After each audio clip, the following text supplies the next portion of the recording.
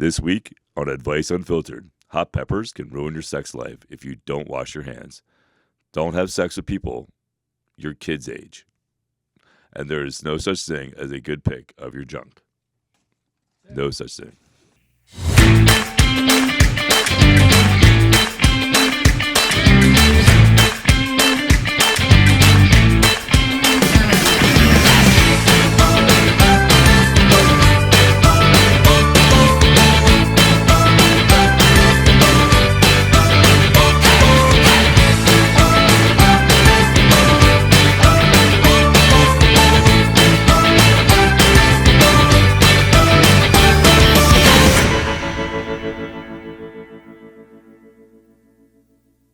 Hi, everybody. Welcome to Advice Unfiltered with Tony Rodriguez and Christopher David. Sounds so good in my ear. So welcome back. It's episode 4. So as always, we appreciate you guys. Thank you for joining us live. We see you guys on, if you're on my TikTok, this is the behind the scenes version. Don't mind the green screen. Chris has some amazing ways to change that shit. I have no idea. Yeah. And we're also live. Tony. What's going on, crew? How we doing, everybody? You know, Chris. Yeah, hi, Tony. Chris is not talking to himself today. Nope. not like normal. Usually I usually do. Nobody. Hey, listen, the best conversations I have are with myself, man. I got all the answers, and I'm always right. Masturbation is sex with the one you love. So it's one of the greatest. It's one of the greatest quotes. MTV back in the day had this guy, Frankie the cab driver, and they would follow him around for random advice. Yeah. And someone asked him about being alone one time, and he's like, "I'm my favorite person. He's like, I give the best advice. I have the best conversations." He said, he said, masturbation is sex with the one you love. I never, years later, forgot that. That's pretty funny. But thank you for joining us. So we're live on Instagram. If you want to see the feed, we're live on Chris David, so you can actually ask questions there. Feel free to ask any questions you want. We're here to answer because we're Advice Unfiltered. Advice Unfiltered. And shout out, it was really great. I was actually going to send out a message today. Thank you so much as you guys have joined the community, and the community's gotten bigger, which is awesome. What I've noticed is the questions are getting more heartfelt. They're getting more detail. People are really reaching out to us for a little bit of a different viewpoint than probably maybe themselves or their friends have. So are you saying they trust our opinion and our advice? I think they do. That's pretty amazing. I think it's showing that they do. We fooled you all. No, just kidding. We're really AI. We talk about all the time. No, dude, don't even get started on AI. Yes, well, that's what we should get started. So first of all, how's your week this week? I've seen, and I know how your week was, but how was your week this week? My week was amazing. I had somebody copy my whole look and make an AI of me and tell people that I'm the fake one, which is great. It's pretty funny. I work in AI. I mean, for you guys who don't know, I'm in marketing. I've been marketing forever. I actually just completed some college courses, certifications in AI, so I'm relatively really good at it. And Chris is on constant assault from Kenya and from Nigeria. Nigeria. Nigeria. It's all the scammers out there in Nigeria. Nigeria. By the way, if you're from Nigeria and you're whatever you're doing and copying, thank you for the free publicity. Yeah, no, honestly, you've been stealing the videos of our podcast, and so I'm pretty sure that we're going to be big in Nigeria and all those other places pretty soon. Wouldn't it be funny if they start sending us money, which would be great? That'd be great. Start sending us money. So, anyways, don't send anyone money. There's no publicist. We don't have anybody who manages our lives. But the point is Chris sent me an AI video of himself, which is crazy. Crazy. Talking about it's his backup account and he loves everybody. Yeah. But if you watch it, the problem is if I watch or you watch it, it's clearly no. Clearly, yeah. It looks like I had a stroke in the video. It's what it looks like. I don't know what's going on. My voice is it's like, hi, everybody. Thank you for, it's so bad. It's so bad. But anyway. It's at the same time, it's amazing. It really. Yeah, it's a compliment, right? It's a compliment that people in other countries are like, hey, this is the guy we're gonna imitate this we're dude. gonna imitate this guy. God, you think they would have higher expectations, you know what I mean? Like a movie star or something, but no, they wanna copy some farm boy from Ole, Pennsylvania. I laugh because I still get I got a recommendation from Instagram the other day to follow your fake account. Really? It was amazing. And the funny thing is I'm looking at it has 72 followers and following 0 people. And I was like, you should instantly know that's not the right person. I have 72 followers and all my stuff. Yeah, that's what I got. Yeah. But But for anybody out there, just know there are lots of fake accounts out there, but there's only one Christopher David. Yeah, there's only one. He's not asking you to be a part of his life. He's not taking you on golf trips. He's not calling you my fan, man. We're all friends here. You know what I mean? Yeah, I'm not calling anybody my fan. Like, you guys are all my friends. We're all good. We're all sitting at the same table. You know what I mean? So that was that. I don't want to say it's funny, but it was kind of amazing, to be honest with you. But yeah, it is pretty funny. You did look like you were having It's frustrating at some point, man. People were telling me, listen, people on Telegram were talking to people, and like, I don't have Telegram. Like, I don't have Telegram. I don't have WhatsApp. You know, I'm not reaching out to you saying, hey, thanks for being a fan. We should contact me on my private account. There is no private account. You guys are on my account. Like, this is it. This is it. This is it, man. If we're not, you know what I mean, Chris has got a huge following, which is amazing. But there's nowhere near the celebrity status where we'd have to have publicists and yes, fans. I'm from PA. Yeah, people looking for PA. I am from Pennsylvania. Yes. So all right. So this week it looks like coming up. Thank God, no Valentine's Day questions. We're past that fucking holiday. No offense. But everybody loves Valentine's Day. It's great. I fucking hate that holiday. But we're 2 weeks away from about 2 weeks away from my favorite holiday of the entire year. St. Patty's Day. Daylight savings, baby. Oh. Daylight savings. I thought it was St. Patty's Day. No, daylight That's another good one. Dude, daylight savings is stupid. It's so stupid. They should get rid of it. Just get rid of it. It's so dumb. But even the reason behind it when they had it doesn't even apply now. So I Google it all the time, and I can't. It's farmers. It's saving money. It's a war thing. Look, just get rid of it already. Put the law through. But when that extra hour of sunlight comes through, it melts my heart a little bit. I can't wait for the sun to be up till 8 o'clock at night. Yes, the best. I want that so bad, like so bad. Like I hate winter. I hate the cold. Would you ever move out of Jersey? Oh yeah, no. Listen, I wouldn't be up here if it wasn't for my kid. Like, I wouldn't be anywhere in the northeast if it wasn't for my kid. I'd be either out Midwest or down south or nowhere near here. Yeah, it's tough. I swear. I mean, I love where I live. I think the area. I actually, for the first time though, they just said they're building a new. They're building something about a train station. They're putting new apartments in. Netflix is moving here, and I'd turn around and I was like, I don't know that this is going to make sense a couple of years about the amount of people, and I hate cold now. I hate it, man. Like, it was different when you were younger and you wanted to play in the snow. But listen, once you've been to like Colorado or like Utah or somewhere where it's a different snow. Like it's a different cold, it's a different snow. Here it is just it's shitty ice. It's shitty ice. It's just you know what I mean? Like it's not anything to play in. It's just gross and mud and dirt and yeah. Excuse my French, but fuck this Jersey. I am a homer. I love the state. I know people bag on Jersey, but I'm starting to get to the point where I hate the winter. I hate every part of it. I travel quite a bit. I was in Tampa this week for literally 2 days, but just being where it was 80 and there was sunshine and people were outside. Oh, this is so nice. Well, it's like, have you been to Colorado? Oh yeah, I've been to Denver. So when you go to I've been to Aspen. I've been all over Colorado. But when you go to Colorado, it's a different type of cold. Like it's not. I don't know. It's not cold. It's cold. Yeah. But here it's like bone chilling cold. Like it's like brutal. Like there you can go outside in a t-shirt and like, snow pants and you're like, I could do this for hours. Here it's like, man, I don't even want to go outside. Like not at all. And even when you're in your house, you're so bundled up for like 3 blankets. Oh, there's no way. It was so cold that I didn't even want to leave the house. So. Yeah, no. Today was nice though. Today was nice. Good. Anyway, let's get off the weather. Let's get to the questions. All right. So this week got some interesting ones. So we had a bunch of different categories I pull as always. Interesting enough, sometimes they have themes to them. Sometimes it just depends on where they come from. So this week, we got a couple different. So but here's the categories of questions we have today. We had supplements come in, which I thought was interesting because we don't talk too much about them. Fitness, obviously, was a big one. Overall health and wellness, some really good ones this week. Relationship and dating. We got I told you before the podcast started, some really, really heartfelt, thought out questions in this space today. So we'll probably take some time in the relationship and dating space. And to wrap it up, outside lifestyle, which we always have, I put a little surprise and how many questions did we get? 672. That's freaking amazing. Thank you guys. Thank you guys for all asking questions and trusting us with our advice that's unfiltered. And my favorite category this week was random because I couldn't categorize them in any way. Cool. Let's do the random. Let's do that. You want to do random first? Let's do random first. I think that's fun. Let's do one of each one, but random in between each one. Why don't we do that? Well, that's very random of you. It's very random of me. Right. All right.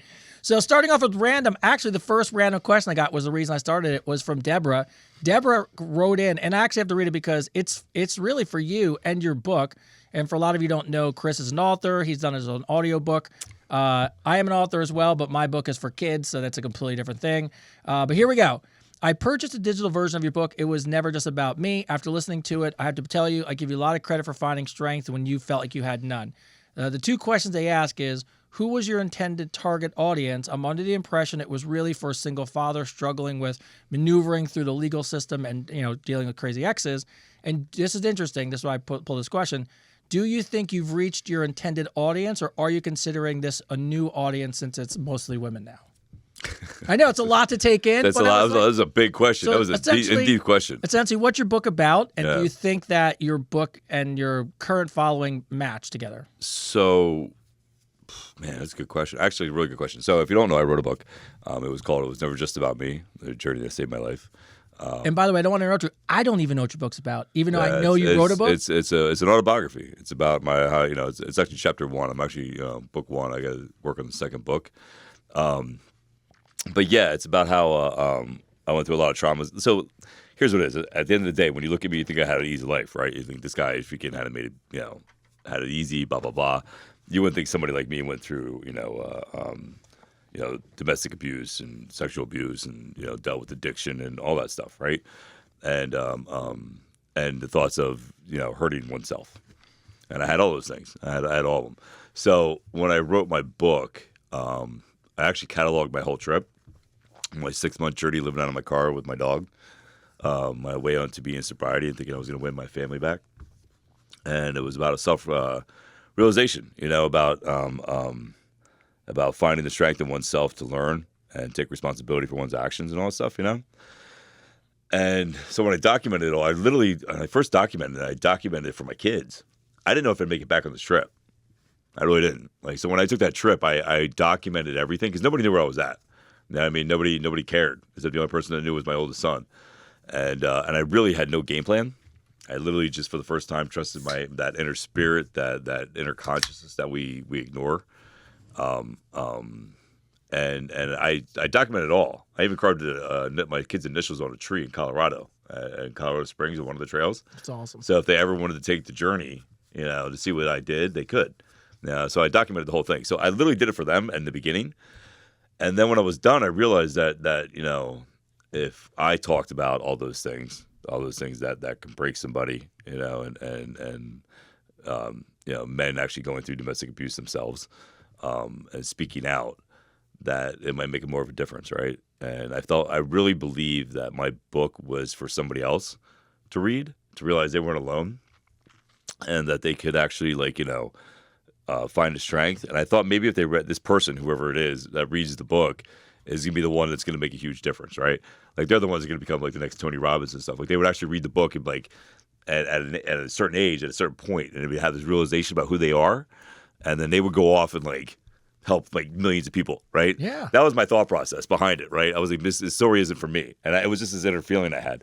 So is my book specifically for men? No, it's just from a male perspective because I am a man and I am a father. But it is, I really felt like it was for somebody else out there to read. Did I think in a million years that it would be a bestseller? No. I really didn't think anybody would read it. I really didn't think it would go out there. And then it ended up being a bestseller, and doing really, really well. And it's still doing well thanks to all of you. And I do appreciate that a lot, But yeah, my story's for everybody. It's for everybody who went through something in their lives that they felt like they're alone. And they felt like nobody's been what they've been through, because I've been through a lot of shit. I can relate with a lot of people, and that's one of the reasons I'm really good at my job and I'm really good at this. So yeah. I gotta be honest, it'd be the coolest thing it'd almost be like out of a movie years later to take the trip to see that your dad carved the oh yeah, dude. Yeah, it's in a what's it called? Not a blue, it's a birch tree. A birch tree. On the Colorado, there's a trail called Manitou. Uh-huh. And if anybody's lives in Colorado, you guys know Manitou in Colorado Springs. It's an amazing climb.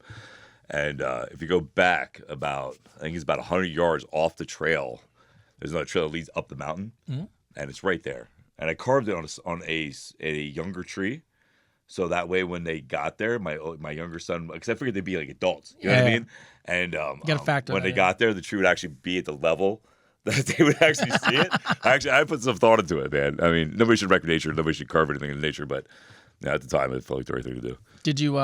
It's my marketing brain working. Is there a picture of it? Of the tree? Yeah. Oh, yeah, I got a picture of it. Is it in the book? It might be. I don't know. I haven't looked at the book in a while.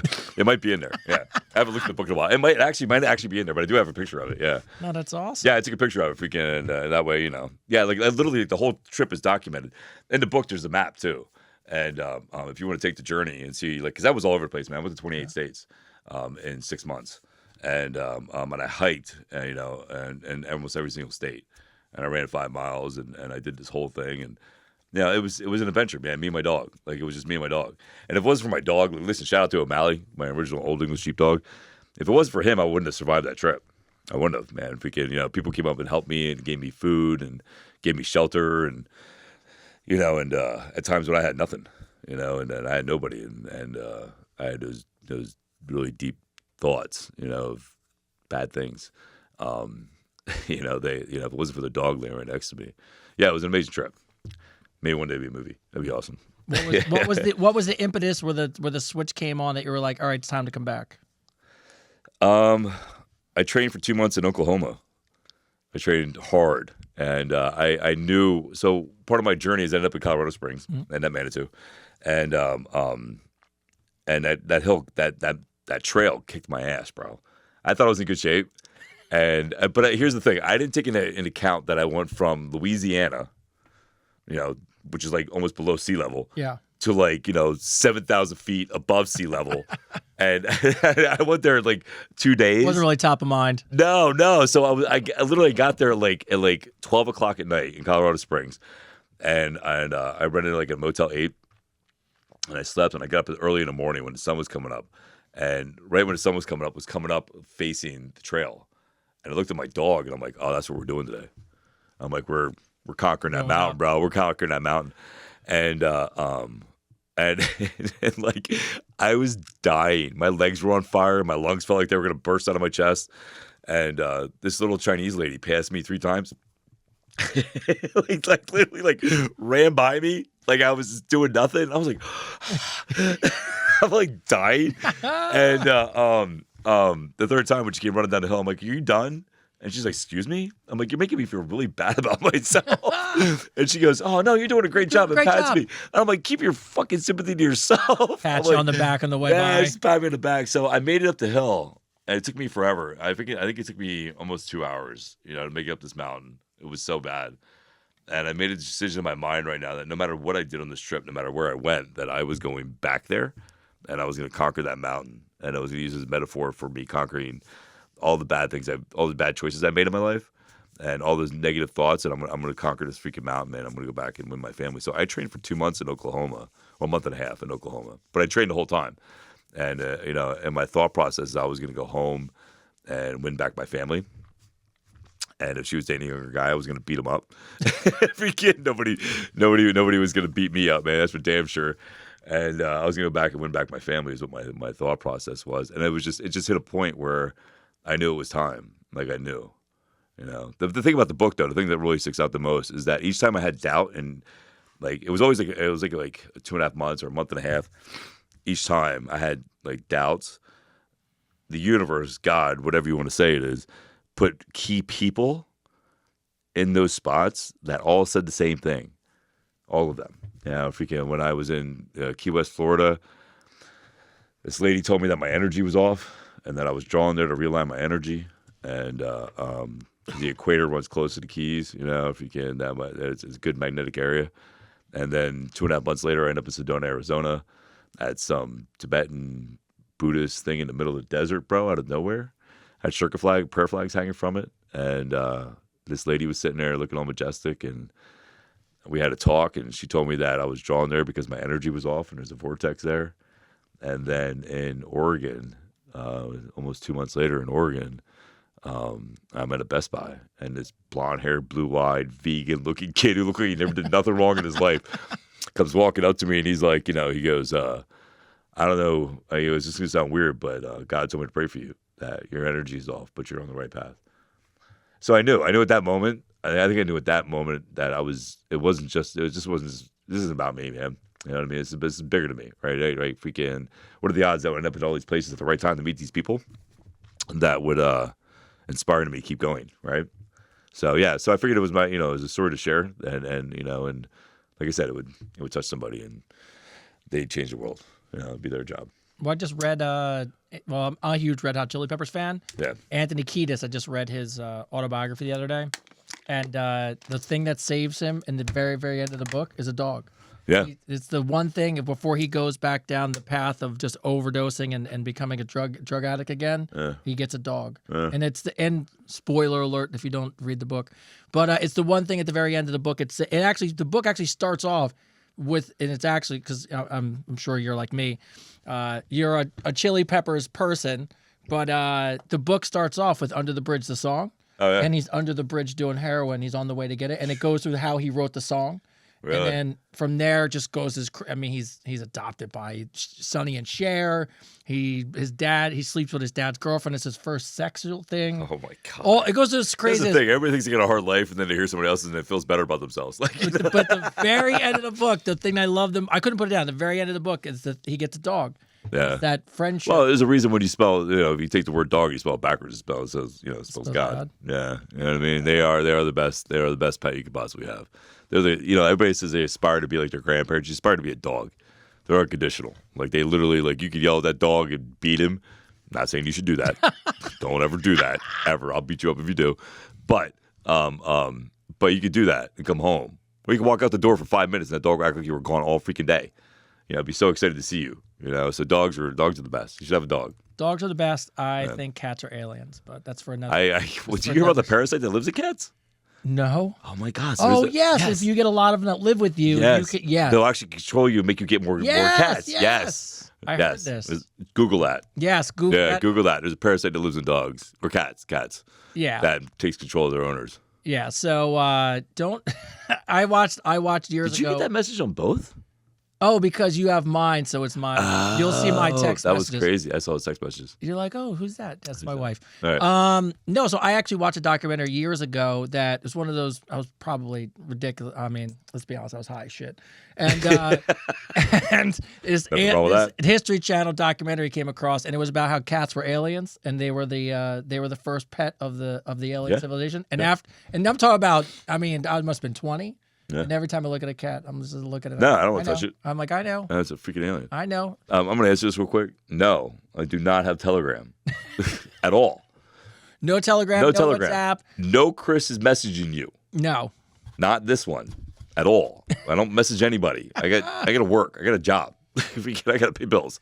Anyway, go ahead. All right, so this leads into question number 2, which is part of the random questions, but it just kind of flows in. Melissa G asks, hello, friends. Well, hello, Melissa G. Hello, Melissa G. How are you doing today? So has either of you taken a road trip, which obviously you have? Yes. But in your road trip, what was your favorite state? Oh, here's the surprising one. I had a couple favorite states, but I would have to say that my one favorite state is Idaho, which was a surprise. I really liked Idaho. Idaho. Yeah, it was. I never thought I'd say that because you think of the potato. But and what was that girl named Austin something that used to do the morning? I don't know. Anyway, but yeah. So Idaho is beautiful. Idaho's gorgeous. Oregon is amazing. The black sand is beautiful. The redwoods are amazing. What else is nice? Sedona, Arizona, beautiful. There's a road that you can take from Aspen, Colorado, all the way to Sedona, Arizona. It is the most beautiful highway in America. I could see that. Oh, it's amazing. You literally come down from these ice-covered mountains, down these windy roads. There's waterfalls, and there's rushing water, and then there's big-ass cliffs, and there's mountains again, and then you hit like a desert area. Like it is, and it winds like crazy. It is an amazing. Oh, dude, I would go on that road. I would love. That'd be what if I had a dream. If I had a bucket list right now. Lamborghini on that road, down that road. There you go. Yes. Well, let's see how big we get. We'll see what happens. Let's see what happens with the podcast. Let's manifest that. All right. So, in the spirit of doing random questions, because we start with random, this was the first question that came in actually. So I just pulled it, and it was from the UK. It's a little interesting because shout out to everybody in the UK. UK. So, and I thought this was cool because we've had a couple people from UK, and I don't know how much you know about this. So it's a supplement question. Leanne from the UK She just wants your random thoughts, first of all, on vitamins just in general. She trains 5 times a week, and she feels like she should be taking vitamins for a boost. Specifically, do you know anything about NMN? What's your recent thoughts on this? Have a great day. Love listening to you from the UK. Nice. So, do you take vitamins? I do. I take a daily vitamin. I think vitamins are good for you. You know, unfortunately, with food, especially here in America, we don't get the good vitamins, right? So a lot of vitamins are taken out of our foods, so it's hard to get them. So yeah, I think a daily vitamin is good for you. Are you a supplement guy? Yeah, I mean, I take protein. You know, amino acids. Amino acids are good. Creatine's good. Creatine's the best. Yeah, no, I mean, all that stuff's good for you. Like, you know, and all of it in moderation. I definitely, anytime you can do something to help you boost your immune system and boost your antibodies and all that stuff, and is a good thing to do. My random creatine fact, I actually, for as long as I've been taking creatine, and now my wife takes it, my son takes it, I think everyone should take Somebody it. asked if we take Blue Chew. Oh, hey, Blue Chew. They want to sponsor us. Well, it's Blue Chew or Rose Sparks or whatever you want to take is better than going to the gas station and getting Rhino XL. So, so just funny. throwing it out there. That's so funny. Look, my take on it, first of all, real quick segue. If you take Rose Sparks or Blue Chew or any of those things, more power to you. You should spark your intimacy as long as you can. No, I absolutely agree. Listen, you're young. Here's a big. I hear there's a lot of young kids taking the. I tried it. When you were young. Bro, was it around when we were young? Yeah, hold on. My buddy, the guy who worked for me, his father was the North American vice president of sales for Viagra. So you're talking about early 2000s. So we would go to his dad's house and take the sample packs for the salespeople out and bring them to the office and give them out to everybody. That's fucking. And that's awesome. Yeah, so you're the reason all these kids. So you're part of the problem, bro. It's true. 4 hours. If you're young, you might need to go see a doctor after 4 hours. That thing does not want to die. It's like wrestling an anaconda to death. That's pretty funny. Yeah, it's pretty cool. Yeah. So anyways, but outside that, yes. This is my random creatine fact. Do you know that all creatine, and I just learned this like 2 into 3 countries? What? 2. That's it. No, it's 3. China. And Germany, but Germany makes Creapure. And United States. Does the U.S. make it? Yeah, we make it too. Yeah. Probably like Austin or something. Yeah, something like that, yeah. Yeah, I just switched to Creapure, and I actually have the 2 containers next to each other. Yeah. And it's clearly different. Is it really? Oh, my God. It's night and day from the Chinese version to the German version. Which one do you think's better? Probably the German version. German version. Yeah, German version. Yeah. Then I went back and listened. Every fitness podcaster listened to Creapure. So shout out Crea. And by the way, not more expensive. Like not, No, I'm sure German's a lot better. So and outside that, Leanne, NMM, I know something's about to precursor to NAD. I know a lot of people think NAD is the key to longevity in life. Huberman, Thomas DeLauer, I think Sinclair is a doctor, talks about it all the time. You put it under your tongue. It's supposed to help you have more energy and live longer. It's only 13 human trials in that thing. So just be careful if you're going to do supplements like that. I think there's a lot of promise to it, but there's a lot of fake marketing. Amazon, $20. Well, yes. Somebody I know got this stuff, and I asked her to read the ingredients on it. I forget the name of it. I asked her to read the ingredients on it because she's like, it's supposed to like make you look younger, help you live longer, or whatever. Yeah. You know? And everything in the back of it says may help you have may. Like everything in the back. It may do this. It may do that. It may do this. Oh, it has protein in it too. I'm like, how much protein's in it? She's like, it doesn't say. I'm like, there's no protein in it. I was like, freaking, there's stuff. So just be careful what you buy. You know what I mean? Like, all right. So not to give a plug to Lifetime, but Lifetime tests all their supplements. Freaking, they all their stuff is third party tested. So if you're gonna spend money, you can get it at a Lifetime app. You can actually, if you're interested in that, you can message me. And I'll give you the code. Ooh, you're gonna give stuff out to fake you? Yeah. You know what? If you can, as a thank you, I'll give you the code, and you guys can order supplements and anything off the Lifetime app, and you'll get like 10 to 20% off. Well, if you want, I just downloaded this the other day. The app's called Supps, supps.co.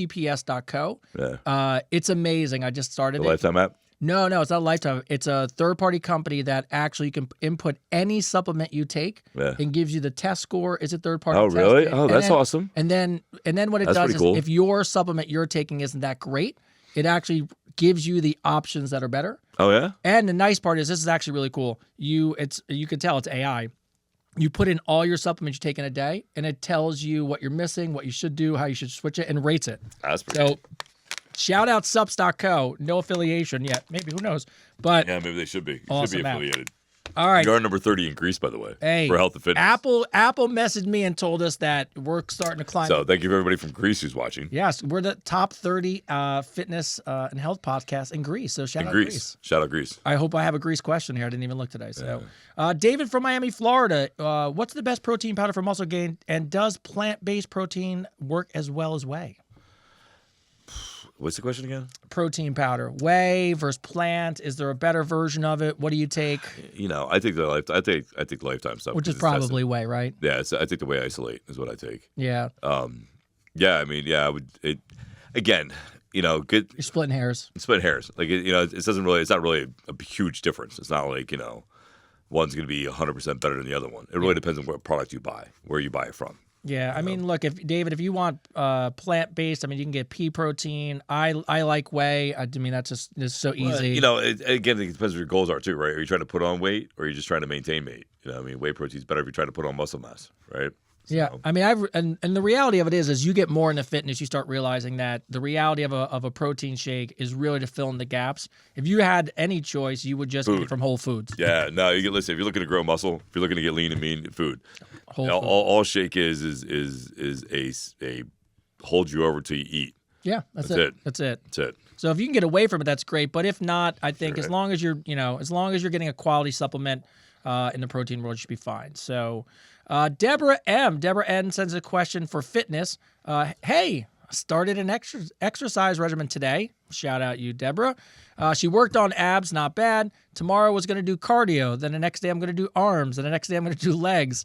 Am I going about this the right way? It's a little difficult to answer because we don't know much about Deborah's exercise regimen or how old she is. You're going to the gym. It's a start for me. Yeah, just be happy you're going. I don't know. Consistency is key. Somebody was asking me today if there's because there's so many different options out there, right? Yeah. I think we talked about this last week. There's so many different options to and everybody's like, oh, this is the right way. This is the right way. Do I use kettlebells? Do I use kettlebells? Do I blah, blah? Listen, just work out. Just be consistent about whatever you choose to do, and you're going to get changes. But again, like you can't reinvent the wheel, right? So if you're looking to be in shape, then working out with weights is always going to be 100% the best way to go. Bottom line. What you do with them is your choice, but use weights. Yeah, and all I would tell you, Deborah, is whatever you do, consistency is key. To Chris's point, if you like it, that's the best place to start because you're going to do it if you like it. And then once you get better at it and you get more experience, then what I would tell you is every couple of months, become more educated, start to hit your goal. As you start to hit a plateau, then maybe look at, hey, can I move these things around? Well, yeah, change is always good, right? You got to make your body adapt to change, right? The moment you stop changing, your body stops adapting. So yeah, so every now and then, just look every couple of months when you feel like you're just kind of plateauing. Don't be afraid to switch it up a little bit. You're not going to hurt yourself, but the only way you're going to hurt yourself is if you don't go. The reality. So, all right, Toronto, Canada. Connie. We got a big following in Canada, so let's give a shout out to Canada. Shout out Canada. And as much as it hurts me as an American to say, congratulations. Shout out to Canada for winning the hockey. It was a great game. Both games were very good. Hockey does a great job with this stuff. I will say this though: if the brothers were playing, we would have won. Just saying. If the brothers were playing, we would have won. I had to say it. I'm an American. But shout out to Canada. I got a big Canada following. Love you guys. So Connie from Canada has a fitness question. Connie said she started working out again. I've always been active. I'm trying to get my bod back. Can you? And this is where I'd laugh because I'm asking you this because I steal your exercises. Follow me on TikTok. You admitted it, right? We got that record. You admitted it. If you follow me this week, I stalked Chris in the gym and broke every. I didn't even see that. Somebody came and told me. They're like, "Yo, man, you see a video Tony put up of you?" I'm like, "Was it a person that works at TikTok? Oh, it works at Lifetime." No, it was somebody that works at Lifetime. Somebody I talked to. Yeah, I stalked you. I stalked you and made videos of you. Yeah. And I tried. They go, he looks so angry walking right there. I was like, do I? Yeah, whatever. No, it was from a distance. And then I was actually gonna drive by you and then stop and then shout out. But you were working with clients. I didn't want to, throw them in there. But the challenge was to not film anybody else. Yeah. Because I don't want to be a creep. Yeah. But my little phone over top of the treadmill, like that's great. You were good at that, bro. I didn't see any of it, man. It's so funny. It was great. It's so funny. So anyways, he wants to know, can you suggest some exercises for core and lower back? Right now, she loves the medicine ball, leg lifts, push-ups, and planks, which I think is a good start. But I think they're all good. The plank isn't my favorite. If you do the plank, then you should do knee raises while you do it. there you go. Is the best thing to do. I'm a big decline bench with the medicine ball guy. Oh, that's a good one. Yeah, and then the hangman chair. You know what I mean? The chair. Yeah. So if you do that, here's the biggest mistake: when people do lower abs off the chair, they always swing their legs. What you want to do is bend your knees and put it at a 45, and bring your knees from a 45 up, and keep your legs bent. Because when you're flaring your legs out, all you're doing is working your hip flexors. Yes. And you're not really isolating that lower ab. And then, like, you really to do your core, the best way to do it is a cardio fashion. So I would do upper abs, and then I would do lower abs, and then I would do obliques and do it in a circuit. It was the best way to do it. Yeah. And I want to give a shout out to Jess at Lifetime who did her core class today. I did it, and it was fun. Oh, you finally? I took it. I You did. Took it. Yeah, it was good. No, Jess is amazing. She did a great job, man. Abs of steel, that woman. Oh my God, yeah. If you can, yeah, my back kept giving out on me. Look, but it was cool. It was great. I was sweating, dude. I was dying. Freaking, I was sweating my ass off, man. It was so hot. I wasn't planning on doing it, and then I got asked to do it. And freaking had these thick ass sweatpants on, because it's cold outside. They were thick as shit. And we go in the room and it's like 90 degrees, and I was soaked. And then I had a client right afterwards. It felt so bad. Oh, it's awful. So bad. I mean, my only thing with abs as I've gotten older is I really like doing weighted abs. Weighted abs are great. I like things that are slow. To your point about the hip flexors, I want to do slow, controlled movements because otherwise, when you watch people do it, they're moving their hips, they're throwing their back out, throwing everything into it. Yeah. If you sat on the medicine ball and just did 10 really slow, concentrated ab movements, you would be hurting. Yes. But people are just like take it down. Well, they become what I call motion men, right? Like if you can, you want to really focus, make that mind and body connection. I know it's an overused word. But a real study came out last week and said that if you think it was done by it was Ronnie Coleman. They actually went and tracked him and put little sensors on him. If you think about the muscle you're working out, it grows more. Oh well, no. So there was a study done at Harvard. Yeah, it's crazy. I think it was either Harvard or Yale, one of the two, about 15 years ago, where they had people sit there and they had a group of people sit and think about working out. Mm-hmm. Just think about the exercise, think about the contraction of the muscle, and then they actually had people go to the gym. And there was only a 25% difference to people who went to the gym to people who sat and thought about it. That's amazing. Yeah, the mind and body connection is huge. Your mind's a powerful thing. Yeah. Somebody just wished me happy birthday. It's my birthday? Is your birthday? Maybe you're one of your fake profiles. It is. Yeah, it's definitely not my birthday. All right.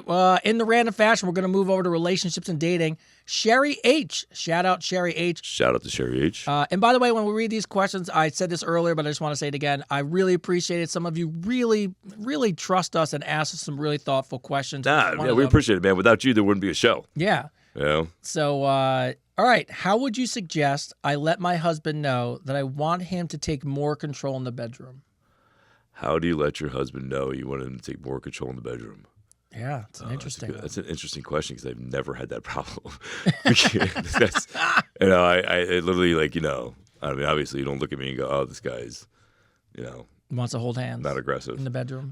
Yeah, no, I'm not going to, no. So how would you tell your husband? I would just be honest.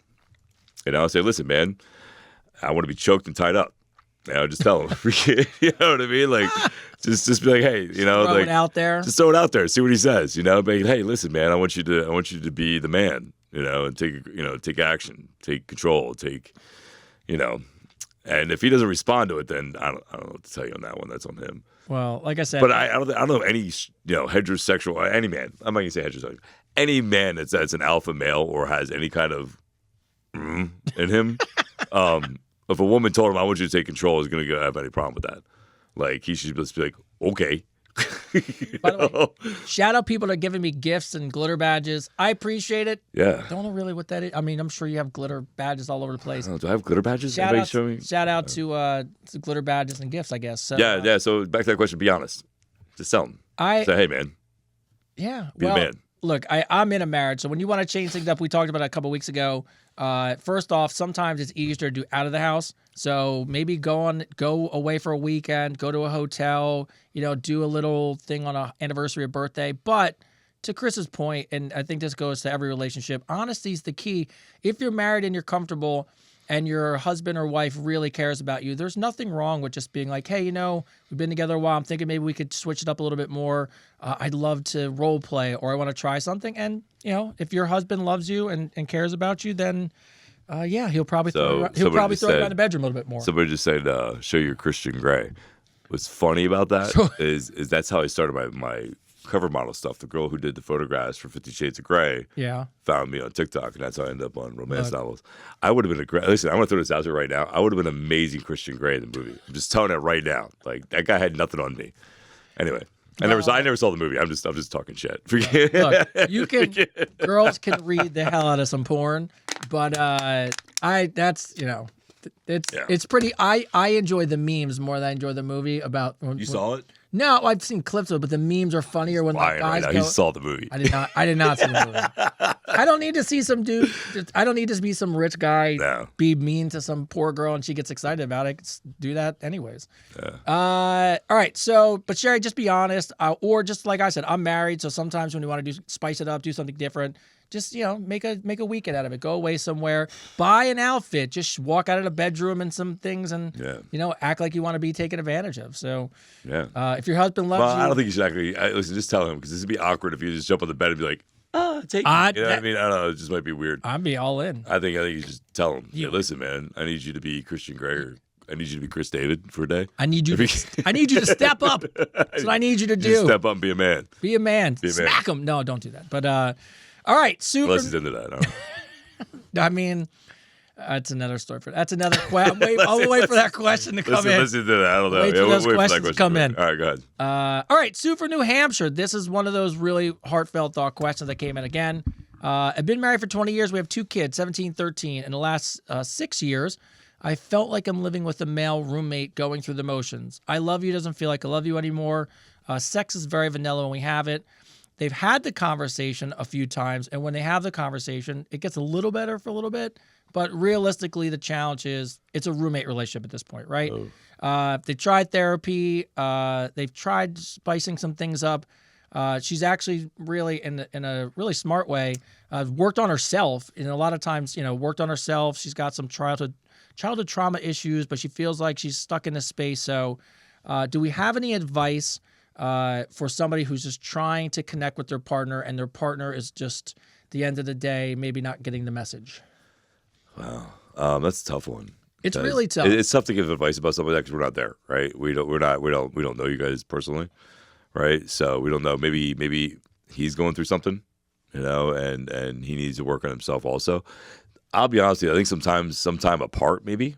Here's the thing. So when we're with somebody, for especially a long period of time, we kind of lose who we are, right, as an identity of ourselves, and we start putting it on the other person to do something. And we put that responsibility on them, when really the responsibility comes down to us individually. We can't control the other person, right? We can only control ourselves. So sometimes finding yourself a hobby, finding yourself to find your own individuality and meeting in the middle is good. Like missing that person, like you guys been together for so long. Here's the problem: is you don't miss each other. You know what I mean? There's none of that. Oh, I miss you. You know what I mean? I see you every day, so there's no that. I miss you. I want you. Like it's become norm. Yeah. Right. So maybe, just maybe, you both find a hobby that is different from what you normally do, and then you have something new to share with each other. Right. You have something new to talk about, something new to be like, and it'll give you maybe a little like times apart in the evening, and then coming back together and be like, hey, what did you do today? Well, tell me about it. It's something amazing. You know what I mean? Like there's something new and exciting that's you that I didn't know before, right? So I don't know, man. That's just my advice. Look, it's challenging because you figured you've been married for 20 years, which means you were together about 3 years before you had kids. So you've had kids for the run of this relationship. Your youngest is 13. Which means you have about 5-ish more years. The fear I have in this situation, which happens quite often, is, the kids leave the house and then now you're left with a roommate and you guys really struggle to what to do. I think this is what I have a lot of conversations with my wife about this, and this is, I love my son. He's my favorite human being on earth. But there has to be a point where sometimes you realize you got to put your relationship first. You and your partner should be first in each other's world. And, this goes back to maybe starting with those small things. Do you guys do date nights? Do you follow that 2-2-2 rule where, every second weekend is a date night, every second month is a weekend away, have you gone on vacation in a while? Sometimes these things are really because life and the day-to-day and work and all these things get in the way. But sometimes, and look, I give you credit for a few things. First off, it's really sad to read that you kind of wish he would cheat on you just to see if there was a spark there. I mean that's a really tough place to be. Well, that goes back to that open marriage. Well, we'll go back to open relationship. That goes back to the open marriage thing. So again, maybe not go as far as sleeping together with somebody else, but maybe like go out and see if you still got some game. You know what I mean? And just see if your husband or you get a little jealous and get a little fire in your ass. Maybe learn something together. Go take salsa dancing. But it goes back. I think what you're saying, and I'm saying, you guys got to prioritize yourselves and get out of this, whatever the doldrums of life is. Go take dance lessons, right? Go get a Groupon and go learn a tango. Go find something to do. But if you're not going to put your relationship first and you're going to let life get in the way, it's going to be really, really tough. But ultimately, I will say this, and I really mean this, and this is going to be really shot between the eyes. I know a family member that's kind of going through the same thing, and what I would say is this: life is short, and nobody deserves to spend a huge majority of their life feeling like a roommate. You're married. No, I agree. You're married. No, I agree with that, man. The intimacy. So when the intimacy goes away, I hate to say it, but sometimes you might need a restart somewhere. So I hope that doesn't happen, obviously, Sue. But I think maybe seeing about getting some date nights in there and prioritizing that stuff may help. But best of luck. Let us know how it goes. Luck. So Donna S. This is a really good one. Donna S. In general, are men insulted when a woman pays for half the check? I went on a date. There was not much chemistry. It was a blind date, so I thought it was only fair to split the check. When I offered to split the check, he gave me a look. I knew it wasn't a hardship for him, but I didn't expect the reaction of him looking pretty pissed off about it. I don't want to make that mistake again. I got to be honest. I don't think that's a mistake. Nah. Honestly, I don't really care. I think there was zero chemistry and the guy's an asshole. Yeah, no, yeah. I mean, I'll be honest. Whatever. Yeah. I mean, I wouldn't care. If you're supposed to, it's like our first date, and whatever. You said there was zero chemistry, so reality is I wouldn't put any Don't stock. sweat it. Don't even think about it.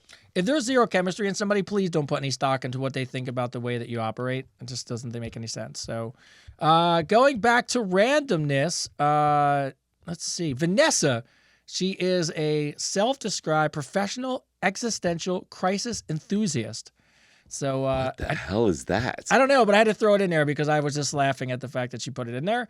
But professional existential crisis enthusiast. I don't even know what that is. I tried to piece it together, but my brain would break right now. Professional existential crisis enthusiast. Sounds like she enjoys crises and she's enthused by them. That's what it sounds like. Isn't that short for crazy? Probably. Red flags. I don't know. Well, shout out Vanessa for sending a question. We appreciate it. What's the most embarrassing thing that's ever happened to you, either in front of a crowd or did you turn it into a teachable moment? So do you have anything that's embarrassing happened to you? Wait, what happened now? I'm sorry. What's the most embarrassing thing that's ever happened to you in front of a crowd or not? And how did you turn it into a teachable moment? Or did you just pretend like shit, it didn't happen? Nah, I've had a ton of embarrassing moments. Name one. What's the first one that comes to mind? Oh, God, I don't know. I threw up on a stripper's ass once. Yes. My friend's 21st birthday. We were at this bar. And they ended up, the bartender kept giving us freaking free shots. This is why I don't drink Jaeger. This is why I don't drink it all, period. Right? But I don't drink Jaeger. So give us free shots of Jaeger, And, oh, my God. Jaeger, Rumpelmans, Goldschlager. All that stuff. All in the fridge where the cold glasses were. No, it's so gross. But, yeah, so this stripper gave us a free lap dance. And I was sitting on the chair way back, freaking. And she's bent over in front of me. I'm like, you got to move, man. She's like, "Oh no, you're good, honey." I'm like, "No, you really got to move." And she didn't move, and I threw up all over her. If we can, and they were cool about it. They were actually really nice about it. I know it's so gross. It's so embarrassing. The worst part about it is I had long hair at the time. I had real long hair. I had hair down to like here. Yeah, was it gray? No, it wasn't fucking gray. No, No, I'm just saying, shit. you know, I was 20. I was like 21 years I old. went gray. I started going gray when I was 20. Did you? Uh-huh. No, I didn't go start growing gray until I was like 39. I started going gray at 21. Yeah, and so my gross. brother started going bald at like 21. That was terrible. I'm sorry to hear that. Well, it worked out. I mean, Yeah. look, I'm gonna be honest. No, it's not bad right now. No, your hair's great. Your hair's great. No, but freaking so I threw up on her, and then I didn't go back in there for years. Like I'm talking like, I don't know, probably about 15 years. I started dating this girl that was a bartender there, and I went to go visit her. I go in there. I got short hair, bro. I'm jacked. You know what I mean? I look nothing like I did before. And this chick walks up to me and she goes, "Oh my God, you're that guy." And I go, "What guy?" She goes, "The guy that threw up all over my hands." I go, "Oh my God." I was like, "I have no idea what the guy you're talking about. None." So what did I do at that moment? I avoided it. Avoided it. I was like, I don't know who that guy is. Yeah. No, I mean, listen, embarrassing moments happen to everybody. Like they happen to everybody. They're and eventually you're going to laugh at them. Like half the shit I've done, it's good stories, No good stories start off with I had a good day and everything was perfect and, They say shit happens. no great story ever started with I ate a sober. salad. Oh, I ate a salad. Yeah, no story starts off. I ate a salad. I had a great day, blah, blah, blah. I winded up in the emergency room after I unknowingly I was working at a restaurant. I took a bunch of hot peppers. Guy came in. He challenged the restaurant that we couldn't make hot wings hotter than he could eat them. So just happened to be the Mexican kitchen staff had just come back from the head guy had come back from Mexico and he had a whole bag of like ghost peppers. So I'm in there squeezing the peppers on the wings and rubbing them. Went into the bathroom, threw my hands underwater, took a piss, left. When I got home, Dick was on fire. Bro. On fire. Dick was on fire. So bad at 2:00 in the morning in college, I call my dad and I go, "Dad." He's like, "What's wrong?" I think my dick's on fire. Yeah. He goes, "What happened?" He goes, "Did you sleep with somebody?" I go, "I don't know." I go, so he goes to the emergency room. Here's the hilarious part. I'm crying for probably a good hour or two. I walk into the emergency room. Crying. I have so much pain. The door, I'll never forget, the doors to the emergency room open. The woman is staring at me. The nurse, I'm in tears. I can't tell her my dick's on fire. So That's I walk amazing. out of the. That's amazing. I walk out and I go back into the car and continue to cry for about a half hour. I walk back in and all of a sudden, every doctor, every nurse, the police, because they think I'm some lunatic, are in the hospital waiting for me. And long story short, the doctor has me in the back and we're walking through my day. And yes, when you touch hot peppers, use soap and don't Dawn soap. You got to use Dawn soap, bro. Oh. Peppers are bad. My dad still laughed. I literally called him. He's like, "What's wrong?" And I'm like, "I don't know who I slept with, but my dick's on fire." My dick's on fire. So I still remember that. Yes, that's very, funny. Very embarrassing. Funny. Yeah. Listen, embarrassing moments help define you. They're just good times. Yeah, I don't think everybody's had an embarrassing moment. Of course. I mean, you're not living if you don't. Yeah. I mean, the only thing I learned from it is wash your hands with Dawn. That's really the only thing that came out for me. Yeah, or use rubber gloves, Or rubber gloves. All right. Let's see. Oh my God. Ooh. All right. Stephanie from Colorado. Oh, I saw. What's up, Colorado? All right. Oh yeah. Here you go, Colorado. What's up, Colorado? My question is, I got divorced about 2 years ago, and I'm starting to get back into the dating scene after being married for 17. And the dating scene is obviously completely different. I think she's actually watching because I think I just saw that question on TikTok. Well, Stephanie, shout out to you. You put a question in. What I've been noticing a lot lately is a lot of younger guys are the ones in my DMs flirting. Some of them are actually my daughter's age. Would you guys recommend dating younger, or is this just guys with mommy issues? I know you guys have sons in the 20s. Would you be okay with them dating an older woman? I'm 46. And I haven't dated since I've been 20. I'd be okay with him dating an older woman. So first off, you're divorced. So we joked about this the other day. This is going to happen. I mean, you got to get out there. Yeah, no, I mean, listen, life's, I don't know, life's full of surprises. It's not surprising that younger girls like older men and younger guys like older women. But Yeah, no, it's just natural. It's just natural. If it wasn't It for is the what it is. if it wasn't for the Yeah. daughter thing, I would be like, hey, do whatever you want to do. I actually dated somebody, and I met her and her daughter was my age, and I was going on online dates with her mom, and I met the step and the father on the same night. So that was an interesting night. But, Yeah, no, I don't think I don't think I've ever what's dated what's the biggest age discrepancy for you ever? Even just hookup, not even like dating. Oh, anything. I don't. For me, Yeah. it all depends. Listen, nothing younger than 25, 25, 26. But even as a younger guy, did you go north? Like, Oh no, this is my yeah no. So when I was 21. When I was 21, my oldest kid's mom was like 32, 33, yeah. and I ended up knocking her up and being So yeah. Well, Stephanie. We don't want you to get knocked up. Yeah, don't get knocked up, Stephanie. Use protection. Look, what I would tell you. Yeah, younger men like older women. Older men like younger women. It's just I don't know. It's just like I don't know. It's a thing. I mean, I couldn't date younger. Like I don't know what I'm like. I couldn't. Yeah. Well, no. Mm. Yeah. No, I couldn't do it because what are we going to talk about? Like I'm sure the sex would be amazing, but Well, what the fuck are we going to talk about? I'm conflating dating and probably the sex part of it. Yeah, see, that's the thing. So you got to separate. So would you? Yes. Would you date somebody younger? I don't think so. No. No. Would I have sex with somebody younger?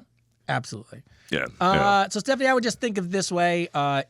First of all, you haven't been this is the best part. You've been married for 17 years. Enjoy the love you're getting. Enjoy the DMs. Enjoy the flirting. It feels good that people want you. Build your ego. Yeah, build feed your your ego a little bit. You're allowed. Hell There's nothing wrong with yeah. that, Let them send you a bunch of dick pics. Who cares?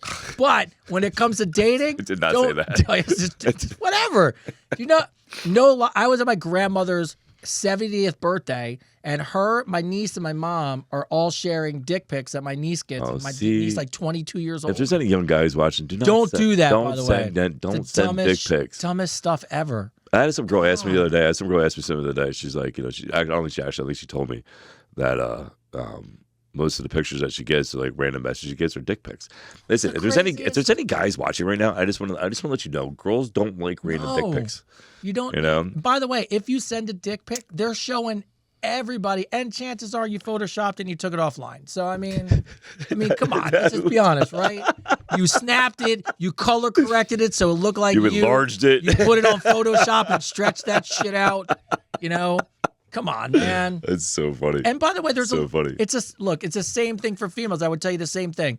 Don't send me a naked photo. Send me something to think about. All these girls around here going, I hate getting them. They're the worst. Yeah. It's like, I had it's definitely not a way to start a conversation. I had a meeting with my son and his buddies, and it was like the first one was don't get catfish, and the second, like once a week, we had like this meeting of the minds, and I'm like, don't send dick pics. I'm like, don't. Yeah, dumb. Unbelievable. But anyway, Stephanie, appreciate the love. My thoughts are have fun. Don't date someone your daughter's age. That it does not go over well.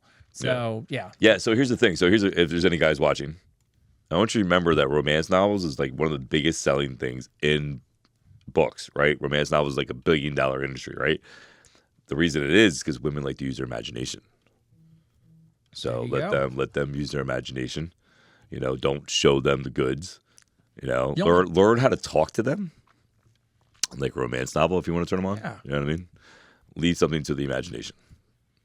If it all works out, let them take a picture of your dick. But you don't do it. Yeah, let them do it. Yeah, if they want to do it, let them do it. That's a much better option. I love where these conversations go. All right. Anyway, next question. Carlos from Jacksonville, Florida.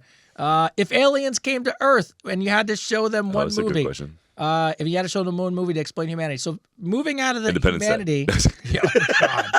First of all, let's just go back. Do you believe in aliens? Do I believe in aliens? Oh, hell yes, they're real. Yeah, you think aliens are real? Yeah? So here's my No way thing. we're the only things in this world. There's nothing in the universe. Yeah, but do I think they come? I don't know. See, No, I'm not saying that they. I'm not saying they. Okay, you're not saying there's aliens here on this planet. First of all, it's mind-numbing. It breaks your brain to realize that there's, I don't know, what is it, 14 dimensions, and Google is in another dimension solving problems right now. And yeah, I don't know. It's just and, so I don't know. Here's my thing: if there was aliens, if there was a highly super intelligent being that they transflew, the universe like that, then we are the Tijuana of the universe. Yes. Like, you know what I mean? Like, I think they come here to watch. We're like a zoo. Yeah, like, what I mean? We're like the Tijuana of the place. Like, oh, you want to see a donkey? let's go to America, let's go to freaking, I don't know. I mean, I don't know. I don't think If there was, there would be no reason for them to hide because we wouldn't have any master technology. What the hell we would do? You know what I mean? So that's my other theory on that. But at the same time, the government released all those videos. There's so many. They show like a TikTok flying around and stuff like that. So I don't know. It's up for speculation. Believe what you want to believe. Yes. All right. So I don't know a movie I'd show, but not Independence. Show them Independence Day. Sure. You don't think that would go over well? No. Oh, here's Independence Day. No. No. All right. All right, Sean. Let's see. It's not Sean. Oh, here we. Oh, nope. Oh, that's crazy. Yeah. Here we go. What's up? Melissa from Augusta, Georgia. If you were a chef or you just like to cook, what is your signature dish? If you were on a date and someone came over and you had to make them something, what would you make them? Your go-to dish that you can cook. So it all depends on what they like. Just pretend they like whatever you make. Okay. So then if it's meat, if it's a red meat, then I'm gonna make a fillet with a bacon wrap. Ooh. Yeah. If it's fish, I am gonna make a salmon roll with crab meat in the middle over a salad with a raspberry vinaigrette and some sugar-covered walnuts and some cranberries and some pineapple. Yeah, that's my two favorite. The go-to. Dishes. Those are my two favorite dishes to make. Yeah. I would go. Steak's never a bad thing, but if I had to just go away from something normal, Spanish rice and beans. I make that. That's the Puerto Rican in you. Yes, the Puerto Rican. That's the Puerto or Rican in you. The other side's Italian. I make a banging chicken parm. So I would go and know. Chicken parm's good. That's the thing here. I noticed that in Jersey. That's the thing here. Chicken parm and chicken cutlets. Italians. It doesn't mean it's Jersey. That's what I never. Listen, I'm gonna be honest with you. I never had a chicken cutlet until I came to Jersey. Never. Never. No, Pennsylvania, it's not a thing. I mean, the weird part is because I'm so healthy, I only bake all that stuff, and I think that's the challenge to make it better when you bake it. Yeah. You can't fry it, but I'm not a baker. I'm a cooker. Yeah, I can't bake for shit. Put me on a barbecue. There you go. Well, I got a smoker at the house, barbecue. Oh, pit. I love smokers. Oh, yes. yeah. Put me on a barbecue. There you go. Yeah. All right. Let's see. Scrolling up. Let's take another random. Here we go. Overall health and fitness. Eric from Portland, Oregon. What's up, Oregon? All I was right. just talking about Oregon. All right. What is the best way to improve overall health if you're starting from zero? The detox first. There's stuff you can get that'll help you like at Lifetime. I plug a Lifetime again. But they have a detox supplement that you can get. That's amazing. It helps get you all the toxins out of your body, so that way you can start your gut health. And it's a great way to begin your health journey. Because here's the thing: you can work out till you're blue in the face, but you are what you eat, right? So you should start your and if you've been eating shit food, McDonald's and candy and Doritos and all that crap, man, for a long time, then you need to reset your gut health because your gut health isn't good. So like I said, a detox at Lifetime is a great supplement to do that with, a great product. And it resets your gut health. And that way, when you go to eat healthy, you'll be able to process those foods better. And, yeah. I'm in the middle of 15 days right now. You go 5 days on, 5 days off. You got to do fiber pills, but you really plan these things out, because you're getting cleaned out of when I'm traveling, I'm not on a plane, I'm going to the gym. Yeah, So again, like if you're gonna start your health journey, start with what you do at home first. Because that's where you are most of the time, right? So start with your eating habits first. Yeah. And my thing is, Eric, go for walks. Go for walks. Walks are good. It's the best. It's the easiest. It's a good way just to get started. 10 minutes after every meal is 30 minutes a day. You lower your blood sugar, and you'll feel like you accomplished the goal. So I like walking a lot. How does this happen? You got to do the puzzle piece. You got to do the puzzle piece. Puzzle piece it is. All right. Yeah, there we go. Jazz? Hold on. Answer your question. Oh, there's a question? Yeah, somebody asked me a question because you didn't ask. All right, go ahead. All right. All right, let's see. What type of food is good for? All right. What type of food is good for you working out? Healthy food, whole food, the basics. Yes. Intermittent fasting. Jasmine from Seattle, Washington. Is intermittent fasting actually effective for weight loss and muscle gain? I think we talked about this the other week. No. Right? No. Fasting's not good. Again, the whole point about fasting is resetting your gut health. Yeah. You can do that through these products. I like it. The longest I've fasted for is 5 days straight. Yeah. And I was walking up the stairs to work, and I couldn't make it up the stairs. And then I realized I needed to eat again. But I think if you like fasting for religious reasons, hey, great. I think it's a good spiritual practice. I think it's a good way to. Somebody just told me I was number one. Thank you for telling me I'm number one. Appreciate you. Ooh, holla. Yeah. It is a horrible way for weight loss. I think people. Ooh, look, I got the. Oh, I have it now. I'll you do the move puzzle the piece? puzzle piece in a minute. It's a horrible way to lose weight. I mean, the reality of it is you're trying to cheat the system to really cut your calories. There's way healthier ways to do it. I like every quarter to do about a 48-hour fast to clean the system out, sometimes 72, just to get rid of some dead cells and stuff. But that's not a weight loss and a muscle gain thing. But if you're using it for those things, I don't see the point of it. I think you're just kind of, yeah. Somebody asked, do you know what Monjaro is? I don't know what Monjaro is. Yeah, Monjaro is the name for tirzepatide, which is a GLP-1. Did you get it? Yeah, I got it. So, I know a lot of people to use it. What I would tell you, here's the thing about Monjaro, Ozempic, Wegovy, all those things. I think they're amazing tools. I mean, they're amino acids, so there's no side effects for most people. However, here's the challenge. If you go on them, you have to. It's a tool to go in the right direction. So in other words, you have to work out. First of all, you have to lift weights because otherwise all it does is waste muscle and you become a flabbier version of yourself and you're going to gain the weight back anyways.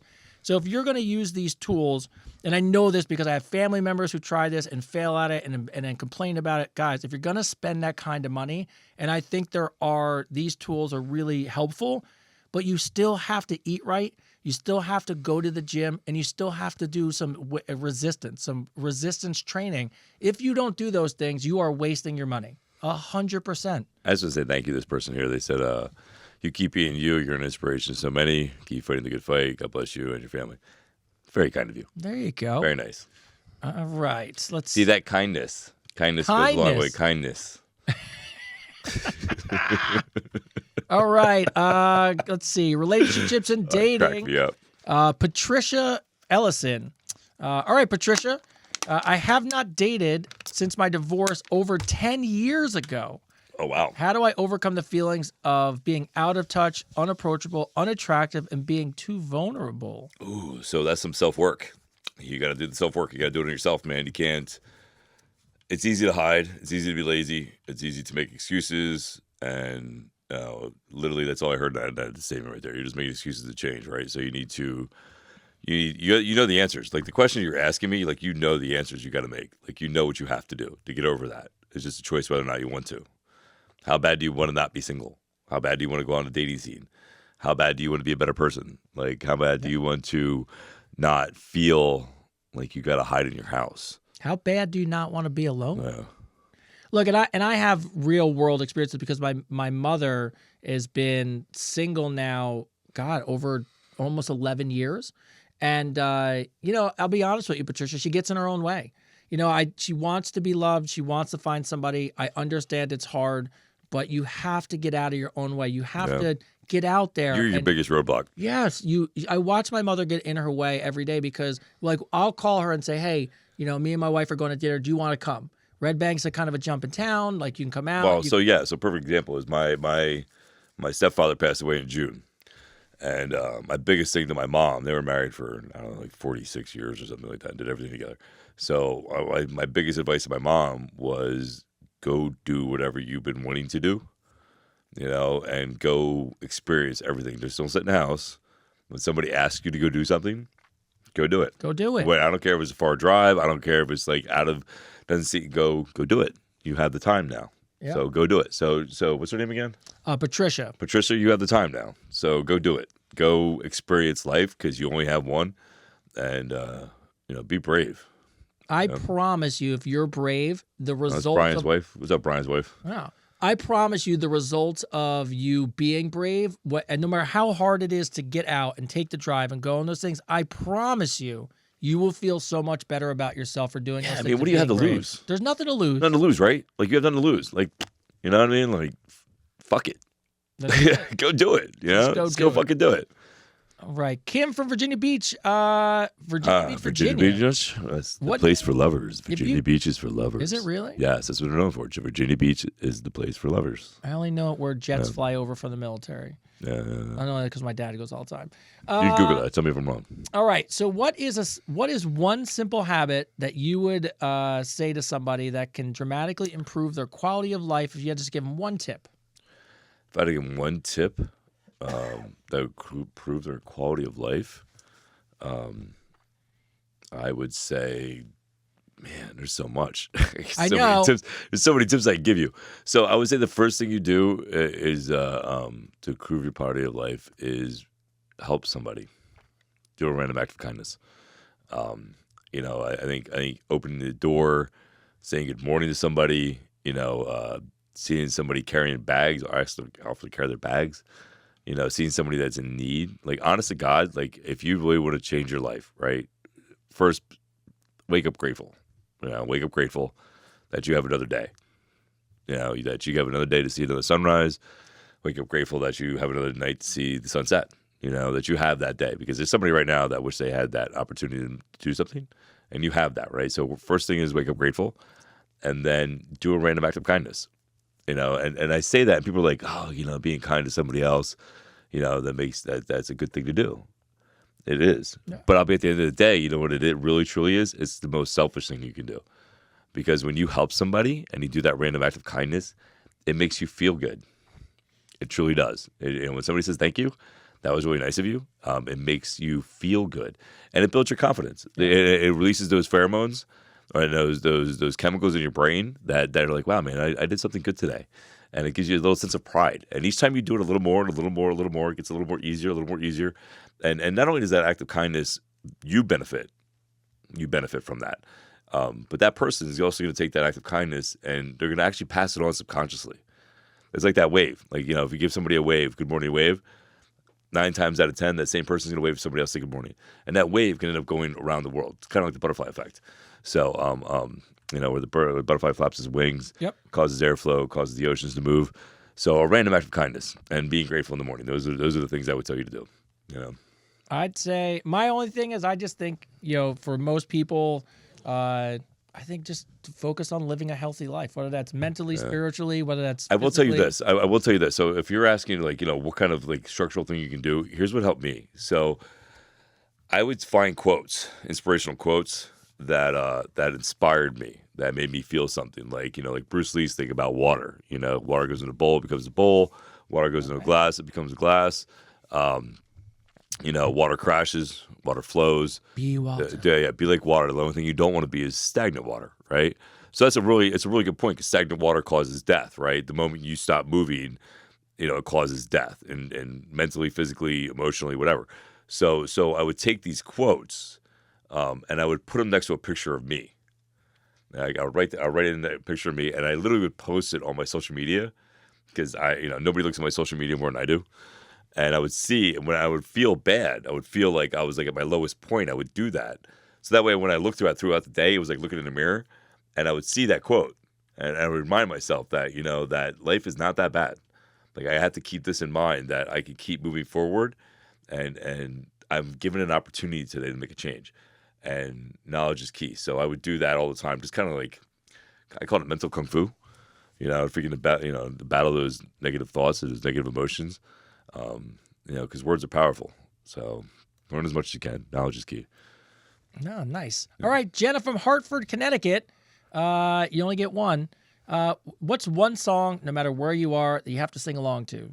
So what's a favorite song, top 5, off the top of your head? I know there's a lot. Probably a ton. I'm a karaoke fan. Ooh, there you go. By Queen, Bohemian Rhapsody. Anytime that comes on, you have to sing along. You have to, and you have to do the whole thing in the car, like Garth and what's his name? God, Saturday Night Live skit. Yeah, so Dana Carvey. Garth and, Wayne and Garth. Isn't it Wayne and Garth? Wayne and Garth. Wayne's World. Excellent. Yeah, I just aged myself, but yeah. I'll take Foo Fighters. I'll take Everlong. Espresso. Get out of here. Or I'll take The Doors, Roadhouse Blues, because my favorite line of all time is, and now I'm going to draw a blank, so I'll remember it later. But the end is have a beer, because the end is always near. Oh, yeah? Wake up every morning and have a beer, because the end is always near. Yeah. Margaritaville's another one. There you go. And no, not Sabrina Carpenter's Espresso. No. Nobody likes that song. By the way, Patricia said, someone said go on a singles cruise. That's not too bad. I couldn't do a cruise. I just talked to somebody about that yesterday. I couldn't do a cruise. No. I don't like being stuck in a boat. Person. No, because I don't like being stuck in a boat, man. Like, I want to, and I don't like being told on an island I got to leave at a certain time. Like, if I'm hanging out and I'm doing my thing, I just want to do my thing. Yeah. We had someone say Bohemian Rhapsody. That's a song you have to play. Behind Blue Eyes. That's a good one too. Yeah, that's a good one. I like that song. I just happen to have blue eyes, so. No correlation. If you ever had to relive 1 year of your life over and over and over like Groundhog's Day, Erica from Dover, Delaware, great question. What age range, what year would you be like, hey, this is the one The best day ever. I'd do it again, a year. I'd do it again. Like what do you ever look back and think, or do you look in the present, or do you think like, hey, that was a good run for me? That's a good question. I mean, there's two that come to mind. When I was 27, I was on top of my game right there. That year was a good year. That was a good year. Yeah, and then there was a time, I think it was 14. Like 14, I went to see my dad in Florida, and we had this friend of ours, Bob. I don't know if you're watching, Bob, but if you are, shout out. I don't know if you're watching Dad either. Shout out to you too. I know my mom's watching. Hi, Mom. I forgot to say that. Hi, Mom. Hi, Mom. Hi, Mom. Hi, Chris's mom. Hi, my mom's watching right now. Hi, Mom. Have one of these. Hi, Chris's mom. Yeah, this one here. Say hi. It's Tony, Mom. It's Tony. Yeah. So, yeah. Sorry, Mom. I hope my mouth isn't upsetting you. Oh, this is the worst episode we've had so far. Yeah, I've been swearing like crazy to talk about penises and dicks and the whole. Anyway, we're four episodes in, and we're already getting strikes on YouTube. My mom's a heavy Christian too, so I apologize, Mom. I forgot you were watching for a minute. But anyway, I was down in Florida with my dad. I was 15. I was down in Florida with my dad and out in Bob's boat in the Gulf of Mexico, and we were fishing at night. We were staying out on the boat overnight, and the water was so calm. And there was a full moon, and the stars were shining, and my dad had Pink Floyd Dark Side of the Moon playing, and we were fishing, and I caught a flying fish in my line. It actually got caught up in my line. Nice. Yeah, and I'll be honest with you, man, it was one of the, when I think about the most perfect moment, like just perfect, like everything was just aligned, and I was at peace, like perfect. I think about that moment. That was a great moment. Yeah, it was. And then we went to Disney World, and I ran my dad around all 3 parks and wore him out, and it was a great time. It was fun. It was a perfect time for me. Yeah. Yeah, and yes, I see my son on there. No, you cannot join as a guest, but you can truly listen. And I saw somebody else give me a little hate for the Roadhouse Blues Doors comment, but I actually remember I woke up this morning and got myself a beer because the future's uncertain and the end is always near. Yeah, Doors are good too. I love the Doors. Doors are good. All right, here's a really great question. Oh, by the way, mine, I'm going to be honest with you, I say this to my son all the time, and this is why I think as a younger person, you really need to have your shit together. I love being this age. I mean, don't get me wrong, being younger is nice, but in just terms of what we're doing now, people you meet, what's going on in life. Well, listen, there's a reason they say, youth is wasted on the young, right? Like, if you're like, I never got that statement when I was younger, but as I get older, I realize that, man, if I would have known now and had the youthful exuberance of being a child now, I would get so much fucking done. I would get so much freaking done, man. I'd be so rich. I'd be freaking, you know what I mean? There's so much I would have did if I had the knowledge I got now. And, I'm trying to tell my son, and he's on here. Look, I actually think he's starting his first job coming up, and congratulations, kid. And I am hell bent on the fact that when he works, I want him to take 10% of every check and put it away. And we're talking about it, and I said, buddy, if you could be retired at 40, 45 with money in the bank and a home, you will never regret it. If he saves a couple grand, he can invest it and make it work for himself. Oh, you'll never regret you know what I mean? it. Like if I would have done investments when I was a kid, again, I grew up in a blue collar, household that was on a farm in the middle of bumfuck nowhere, and so we didn't have that, like, nobody knew about investments and stocks and you know what I mean? Like if I would have known what I know now, I'd be rich right now. I'd be so fucking loaded. So fucking loaded. Anyway, next question. Let's go to the next one. All right. So let's see. Oh, I just had it pulled up. And as I see the internet. Oh my God, Robin Hood was a thing in 1999 with Kevin Costner. Good movie. Robin Hood? Yeah, remember that with Kevin Costner? It was a good movie. What about what's the spoof version of it with Men in Tights? Yes. Yeah, Mel Brooks. Montoya. Mel Brooks, yeah. Men in Tights. That was a great movie. It's a great movie. Yeah. If my father the blind guy chopping up the wood. Yes. He thinks he's fighting somebody. If you were my father prepared to die, that one? Yeah. That was no. That was No, that's what I'm talking about. Not Men in Tights. That was Princess Bride. Yes. That's my better that was version Princess of Robin Bride. Hood. That was a great movie too. Princess Bride was a great movie. All right. This is a great question. Danielle from Tallahassee, Florida. If you woke up tomorrow as the opposite sex, what's the first thing you would do? Wait, what? If you woke up tomorrow as the opposite sex, what's the first thing you would do? Man, I can't answer that. My mom's watching. Oh, I'll It's answer. like, I mean, if I woke up with the opposite I'd sex, take that body for a test drive. I would see what it's like to feel like a woman. I'd go to the bar, get a bunch of free drinks. You know what I mean? I'd eat some free drinks. I'd probably be the biggest hoe out there. Actually, I'd be the biggest lesbian. I don't know if I could actually go the other way. If you can, I'd probably be the biggest lesbian whore you've ever seen. Oh my God. Yeah, just walking around like, hey, you want a scissor? I'd be like, hey, I'm going to the women's locker room.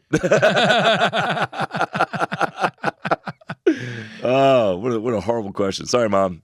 Sorry, Mom. Sorry, Mom. All right. Yeah. I'm sure my son has my iPhone. Sorry about that as well. But I would definitely post my boobs. All right. So, never leave the house.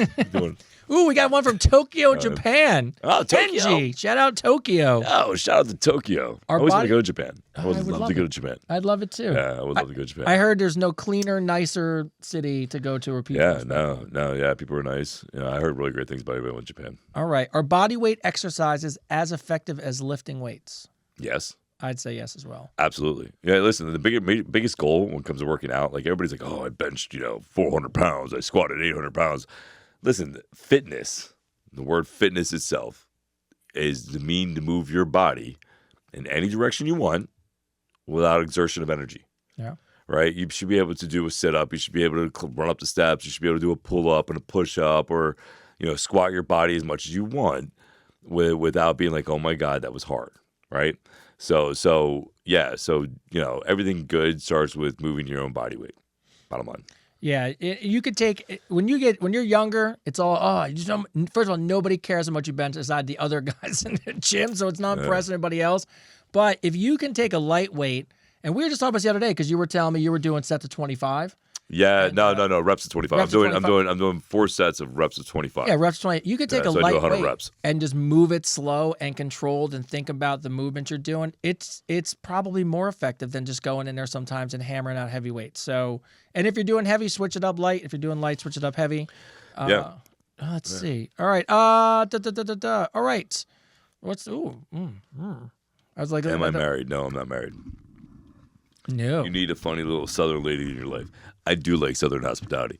I did date a girl from Georgia once. Mm-hmm. Oh, she had the best accent. She was like, Christopher, why you gotta go home? Christopher. Not in that voice, by the way. She didn't have my voice. But she would say that. She'd go, Christopher, why you gotta go home? I'm like, oh, just say my name. Just talk say about it again. that good old bread. No, Southern hospitality is a real thing, man. My family's from Atlanta, Georgia, so. Oh, Atlanta? If I go down I like Savannah, Georgia. Savannah, Georgia's nice. I don't go down there because I'll be honest with you, they're a bunch of assholes. But outside. For your family? Yeah. Oh, okay. My Georgia family is not. Rich is on there. What's up, Rich? But yo, remind me. Doc Rich? Yeah, it's Dr. Rich. What's up, Rich? Doc Rich? I'll see you tomorrow morning, 7 o'clock, bro. Make sure you get some sleep. Got legs tomorrow. I have legs tomorrow too. It's the worst. Yeah, we got legs tomorrow, bro.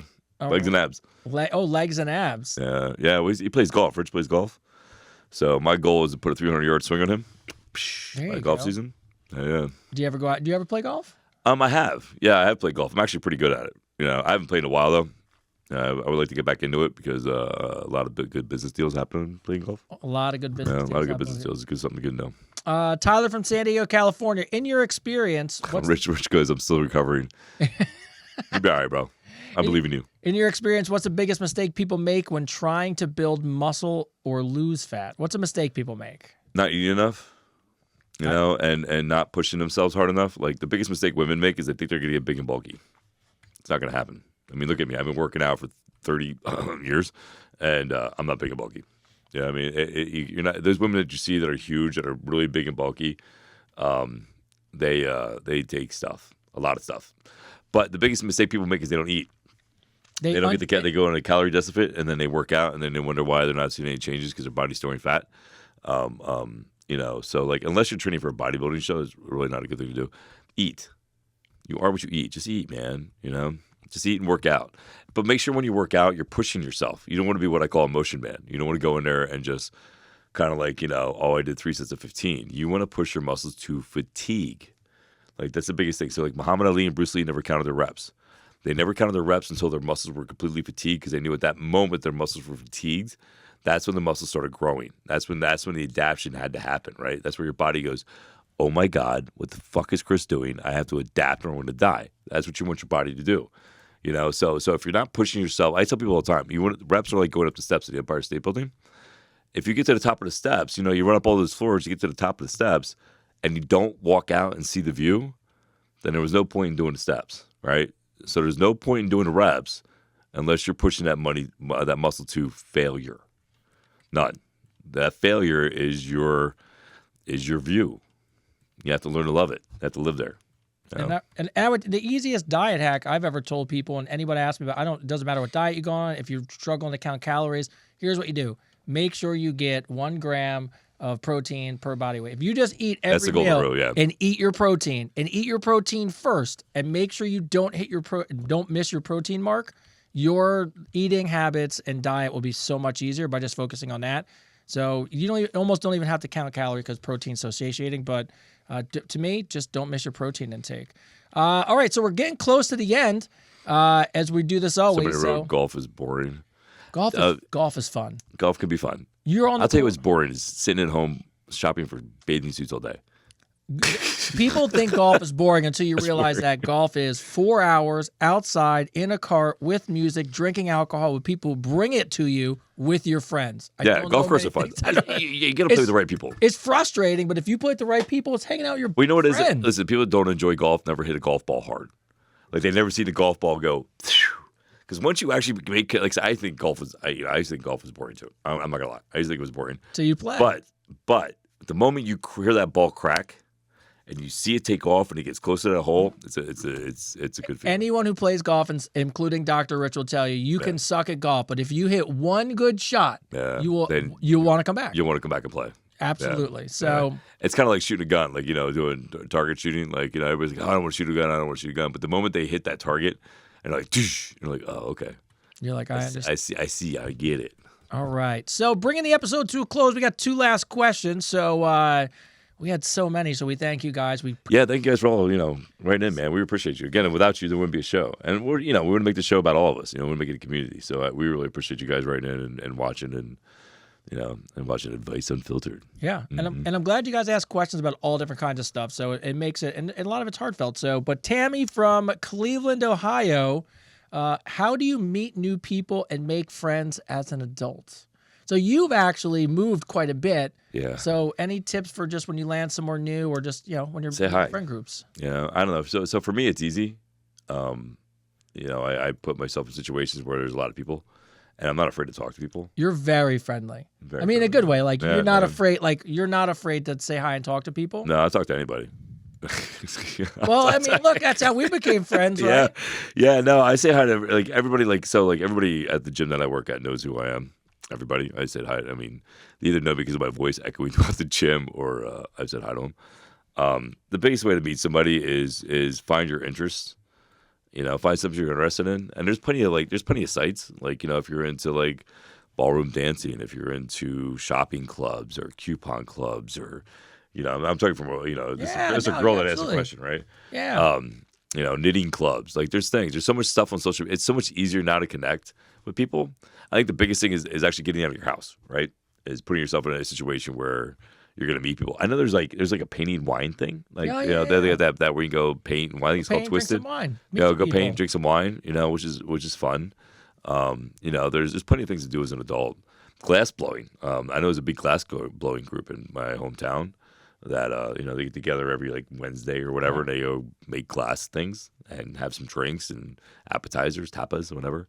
So it really depends on what your interest is. Just whatever your interest is, go find that group and go hang out with them, or go to the gym and say hi to everybody, like I do. The gym's a great place. Become a regular somewhere. To your point, I think hi just goes a long way. Yeah. Hi goes a long way. Smile. I cannot tell you how many people that I've seen at the gym who've never communicated. I'm into Asian guys. Where do I go for that?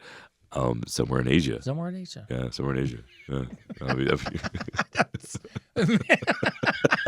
Oh, Ming's right here. I'm sorry, Ming's right here. Ming's here. He's right here in New Jersey. To the podcast. Comes out of Ming. Yeah, the owner of our spot here at the Shared Universe. So yeah, and Ming's actually a star. Ming, you should come over and say hi. Ming's a star. Yeah, Ming's actually a star. He got his own funku. Yeah, Ming's famous. This is Ming. This is Ming, everybody. It's our boy right here. For Asian men? Right here. Oh, hey.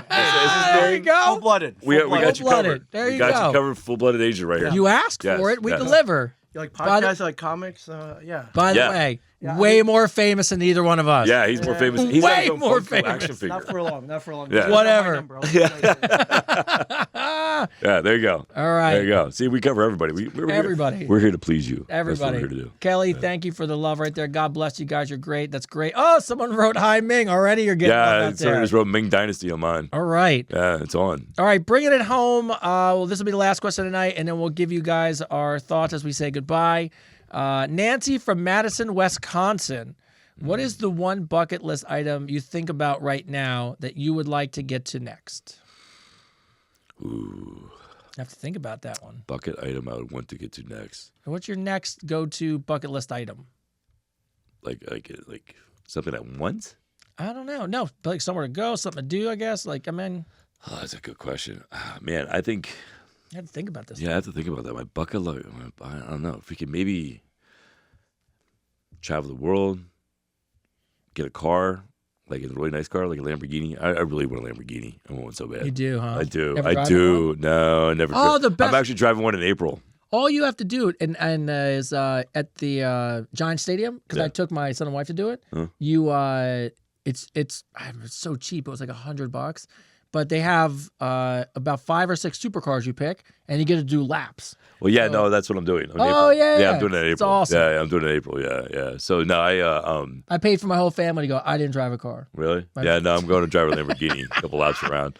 No, I mean, I don't know. We can, I guess, travel the world. Really, I really like to see everything. I would like, you know, what I really like. I would like to make this podcast so freaking big that people pay us to come to their country and do a podcast live and have an audience right there. You know, mean I mean, that'd like- be amazing. You mean like Comic-Con pays Ming to go? Yeah, like Comic-Con pays Ming to hang out. That's how we what knew I'm he's saying. famous. That's what I'm saying. I Yeah. agree. Like, I agree with you. I think from a bucket list perspective, all I ever want to do is make sure that, like, if this would be great to be so successful at this, that at the end of the day, myself, Chris, build a huge community, and then ultimately we don't have to work for other people anymore. No, be your own boss. Support your own family. And then the Yeah. best part of it was, and we talk about it all the time, just taking this on the road to meet people and engage with people and bring and build those bigger communities would be great. I know right now, like some of my favorite comedians. Somebody wrote, Ming, what's your number, bro? See, we got you, Ming. Yeah, Paula Truman. So, yeah, Paula Truman, what's your number, bro? See, we got a new regular guest on the Chris, podcast. do you believe in soulmates? That's a good question. Yes. Kind of. I mean, I don't know. I mean, I believe you can have a really deep connection with somebody, right? Now, like, you know, there's people that I've met in my life that I know I've known before. You know, so yeah, I'm not going to say it's not a possibility. Yes, you can have a soulmate. Absolutely. You know, The universe is an interesting yeah, thing. it's an interesting thing. I mean, look, you said it when you were on your path. You know, there's People put in your life for a reason. people put in your life for a reason. You know, I have 11/11 tattooed on my wrist. I got it on 11/11/11. But here's the funniest thing. That's pretty funny. I caught it for a long time. I thought it was interesting. I thought it was weird. And then a girl comes up to me, and you know how when you get a tattoo, you get the little, you know, the thing over it and it covers it. And I went out for a birthday, got a drink. Girl comes over. She goes, "Oh, what's your tattoo?" I was explaining it to her on how I looked it up. And actually, if anyone doesn't know it, 11/11 really means something spiritual, that there's 1,100 angels that just guide you in the right direction. But the funny thing is, I always, when I see it, I wish for the same thing. I was like, I just want someone to move me in the right direction. Girl comes over, asks me about the tattoo. I get the check. Check comes over. The check timestamp is 11/11, and the check amount was 11/11. That's pretty amazing. So the universe works in amazing ways. So Real quick, I want to I think somebody on Instagram messaged me about being on their podcast. I don't know where that message went. I get hundreds It of messages moves. a day. Yeah, I get 100 messages a day. If you want to message me again and let me know who you are, and I'll check out your podcast. We'll see about being on it. All right. All right, closing remarks there, sir. I'll start because you always close the episode. But All right. from the bottom of my heart, as always, I appreciate you guys. You know, I go through these questions, and I can see the trust building in the community of really asking thoughtful questions and really inviting us into your personal lives and letting us be a part of how we answer those things. It's so meaningful to myself and Chris to be here every week and build this community and see it grow and grow and grow. But I really do mean it from the bottom of my heart. I appreciate all of you. I appreciate you guys joining on all of these platforms and things. And ultimately, our goal is really just to help as much as we can and have some fun while we do it. So hopefully you share these episodes. Please share these episodes. Get them out to friends and family. And hopefully you guys had about an hour of laughing with us. So Yeah. Real quick, happy birthday to Christy. She keeps asking me the whole show's been on, so happy birthday. Happy birthday, Christy. Happy birthday, Christy. I hope you have a great birthday. All Have right? a great birthday. So thank you everybody for watching. We do appreciate all of you, and we appreciate all love and support.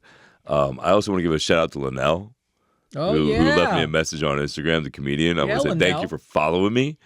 I appreciate that. It's pretty amazing to have a star celebrity for a character. By the way, Linnell, open invitation to Zoom in with us so you could help. Yeah, Linnell, if you want to come on the podcast, I'm more than happy to have you come on the podcast. It'd be great to have a comedian on here help us. Yeah, and Debbie from Home Improvement, if you want to come on too, you're more than welcome to. Yeah. Yeah, so listen, thank you guys. Thank you guys for watching. Thank you guys for your love and support. We all appreciate it. And as always, man, we believe in you. We believe in the best in you. And if you want a better world, then be a better person. I'm your host, Christopher David. That's Tony Rodriguez. And this is Advice Unfiltered.